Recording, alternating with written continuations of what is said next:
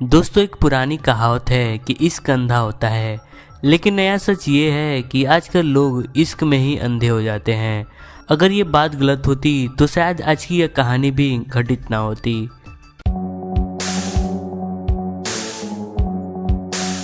जनवरी 2018 से दिल्ली के उत्तम नगर में एक 22 साल की लड़की हरियाणा के झज्जर से अपने डॉक्टर बनने का सपना लेकर वहां एक कोचिंग सेंटर में दाखिला करवाती है। वहीं दूसरी ओर नजफगढ़ मित्रा गांव का रहने वाला एक 24 साल का युवक भी इसी साउथ दिल्ली के कोचिंग सेंटर में दाखिला करवाता है। युवती का नाम था निक्की यादव और वहीं युवक का नाम साहिल गहलोत था। एक तरफ जहां निक्की मेडिकल के तैयारी के लिए दिल्ली आई हुई थी, वहीं दूसरी ओर साहिल के भी सपने काफ़ी बुलंद थे। वो भी एसएससी एग्ज़ाम की तैयारी करने यहाँ पहुँचा था। शुरुआत में तो दोनों अपनी तैयारी जोरों शोर से कर रहे थे, लेकिन कुछ दिन बीतने के बाद दोनों का एक दूसरे से संपर्क हुआ और दोनों एक दूसरे से बातचीत शुरू कर दी। जाहिर सी बात थी कि दोनों जब एक ही कोचिंग सेंटर में तैयारी कर रहे थे तो एक दूसरे से किसी न किसी बात को लेकर मुलाकात हो ही जाएगी। दोनों के बात विचार काफ़ी अच्छे थे, इसलिए बीतते वक्त के साथ इन दोनों में अच्छी खासी दोस्ती भी हो गई। दोनों बस से एक ही साथ आया जाया करते थे, एक दूसरे से दिल की बातें शेयर करते और धीरे धीरे इनकी दोस्ती और गहरी होती चली गई। समय बीतता गया, दोनों का एक साथ आना जाना, कोचिंग सेंटर में एक साथ रहना और एक दूसरे से बातें करते करते दोनों एक दूसरे के काफ़ी करीब आ चुके थे और इनके बीच की नज़दीकियाँ कब प्यार में बदल गया, इन दोनों को खुद ही नहीं पता चला। जिसके कुछ दिनों बाद दोनों ने नोएडा के एक ही कॉलेज में एडमिशन करा लिया। जहां निक्की का डी फार्मा में नामांकन हुआ, वहीं साहिल भी इंग्लिश ऑनर में एडमिशन ले लिया। यहां पर एडमिशन होने के बाद दोनों एक किराए का मकान लेकर एक दूसरे के साथ लिविंग रिलेशनशिप में आ गए और एक दूसरे के साथ जीने मरने और आखिरी सांस तक साथ रहने का कसम तक खा लिया। दोनों के बीच काफ़ी अच्छा चल रहा था। दोनों मनाली, ऋषिकेश, हरिद्वार, देहरादून समेत कई जगहों पर घूम रहे थे। दोनों का परिवार काफ़ी संपन्न था, इसलिए पैसों की कमी इन्हें नहीं होती थी। दोनों के घर वाले अपने बच्चों की पढ़ाई के लिए पैसे देने में पीछे नहीं थे, लेकिन उन्हें यह बिल्कुल भी अंदाज़ा नहीं था कि जिन बच्चों के लिए वे अपनी मेहनत की कमाई खर्च कर रहे हैं, वे तो अपनी अलग दुनिया बसाने में लगे हुए हैं। कुछ टाइम बाद यानी 2020 में भारत में कोरोना आ गया। स्कूल कॉलेज बंद हो गए और चारों ओर लॉकडाउन लग गया और इसी बीच निक्की और साहिल दोनों अपने अपने घर चले गए। लेकिन कोरोना जैसे ही कम हुआ, धीरे धीरे सभी चीज़ें खुलने लगीं। तब दोनों फिर वापस आ गए और दिल्ली के द्वारका में एक किराए का मकान लेकर फिर रहने लगे। लेकिन अब भी इन दोनों के प्रेम प्रसंग की जानकारी न तो निक्की के घर वालों की थी और ना ही साहिल के घर वालों को। जनवरी 2018 से नवंबर 2022 तक दोनों के बीच किसी भी प्रकार का कोई अड़चन नहीं था। लेकिन दिसंबर 2022 आते आते साहिल के घर वाले उसकी बढ़ती उम्र देखकर उस पर शादी करने का दबाव बनाना शुरू कर दिए, क्योंकि साहिल 28 साल का हो चुका था। साहिल ने भी घर वालों के दबाव में आकर घर वालों के हाँ में हामी भर दी। फिर क्या था, सितंबर 2022 के अंत तक साहिल का रिश्ता उसके घर वालों ने तय कर दिया। यहाँ तक इंगेजमेंट की तारीख 9 फरवरी और शादी की तारीख 10 फरवरी 2023 भी तय कर दी गई। लेकिन इस सब के बारे में साहिल ने निक्की को कुछ भी भनक नहीं लगने दिया, क्योंकि उसे पता था कि निक्की यदि यह बात जान जाएगी तो ये शादी तोड़ने में वो कोई कसर नहीं छोड़ेगी।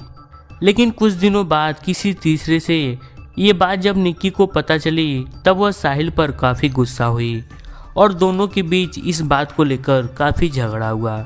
जिसके बाद दोनों ने दिल्ली छोड़कर गोवा भागने का प्लान बनाया और 9 फरवरी 2023 के लिए टिकट भी बुक करा ली। लेकिन जब आखिरी समय आया, तब साहिल ने निक्की के साथ गोवा भागने का प्लान कैंसिल कर दिया, जिस पर निक्की और ज़्यादा आग बबूला हो गई और साहिल के ऊपर किस करने की धमकी तक दे दी। लेकिन फिर भी साहिल पर इसका कोई प्रभाव नहीं हुआ। 9 फरवरी का दिन भी आ गया और साहिल ने अपना इंगेजमेंट भी कर लिया। लेकिन इंगेजमेंट होने के बाद निक्की उस रात साहिल को अपने फ्लैट पर मिलने के लिए बुलाई और वहाँ फिर दोनों के बीच काफ़ी झगड़ा हुआ, क्योंकि निक्की बार बार दूसरी लड़की से शादी ना करने की बात कह रही थी। तभी उसी रात साहिल ने निक्की को अपने कार में बैठाया और उसे समझाने के लिए बीती रात दिल्ली के सड़कों पर गाड़ी चलाने लगा। रास्ते में निक्की लगातार गोवा भागने के लिए और उस लड़की से शादी ना करने के लिए साहिल को मना रही थी, लेकिन साहिल अब भी ऐसा करने के लिए बिल्कुल भी तैयार नहीं था। रास्ते में चलते चलते दोनों के बीच की लड़ाई और भी ज़्यादा बढ़ गई और इस समय घड़ी के 12 बीत चुके थे और साहिल की कार ISBT गेट के पास पहुंच चुकी थी। यहां आने के बाद गुस्साए साहिल ने अपने मोबाइल का चार्जर उठाया और निक्की के गले में फंसाकर उसका गला ऐंठ दिया और वो केवल तब तक दबाए रखा जब तक कि उसकी समस्या यानी निक्की की सांसें नहीं रुक गई। निक्की की हत्या करने के बाद साहिल उसका शव अपने बगल वाली ही सीट पर रखकर करीब 36 किलोमीटर तक दिल्ली के सड़कों पर कार दौड़ाता रहा, लेकिन उस रात न तो उसकी गाड़ी चेक की गई और ना ही किसी का उस पर शक हुआ। जिसके बाद सुबह करीब 3 से 4 बजे वो अपने गांव मित्राओं पहुंचा, जहां उसका ढाबा चलता था, लेकिन शादी विवाह के माहौल के कारण ढाबा 2 दिनों से बंद पड़ा था। जिसके बाद साहिल ने एक योजना बनाई और निक्की का शव कार से निकाला और अपने ढाबे में रखे फ्रीजर में उसकी लाश डाल दी और दरवाज़ा बंद कर दिया।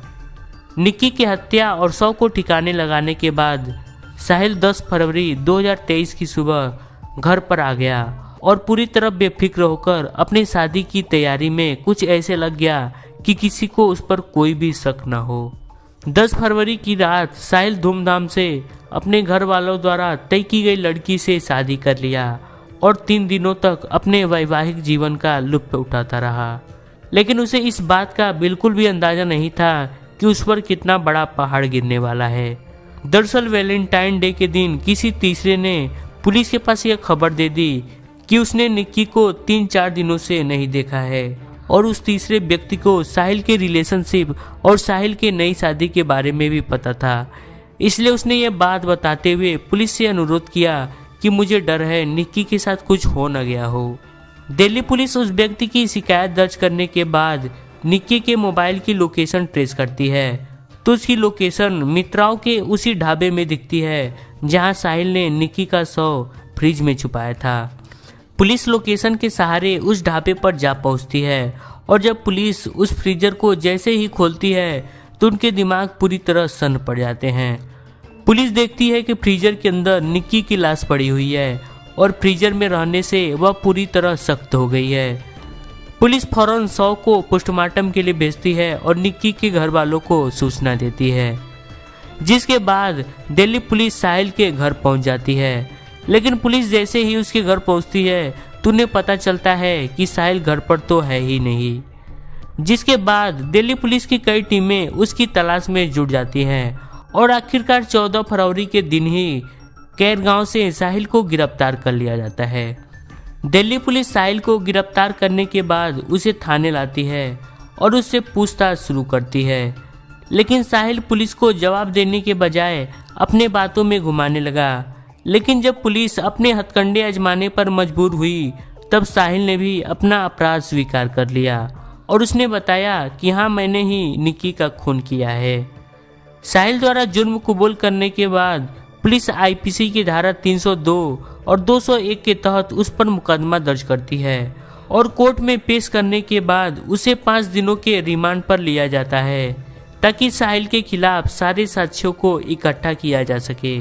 इस बीच निक्की का पोस्टमार्टम रिपोर्ट भी आ जाता है जिसमें बताया जाता है कि उसकी दम घुटने से ही मौत हुई है और उसके गले पर भी किसी पतले तार द्वारा खींचने के निशान मिले हैं। फिलहाल पुलिस हर साक्ष्य को जुटाने में लगी हुई है ताकि केस को मजबूत किया जा सके और आरोपी को कड़ी से कड़ी सजा दिलाई जा सके। दिल्ली पुलिस को यह भी शक है कि इस पूरी घटना को अकेले अंजाम देना संभव नहीं है, इसमें जरूर कोई और भी शामिल है। दोस्तों, उम्मीद है कि कोर्ट इस केस पर जल्दी फैसला सुनाएगी और